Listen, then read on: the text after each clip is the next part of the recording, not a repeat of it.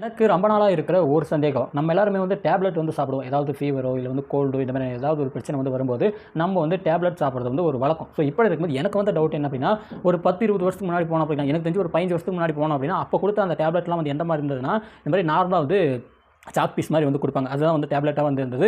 நாளாக நாளாக வந்து அந்த டேப்லெட்லயும் வந்து ஒரு சில மாற்றங்கள் வந்து கொண்டு வந்தாங்க.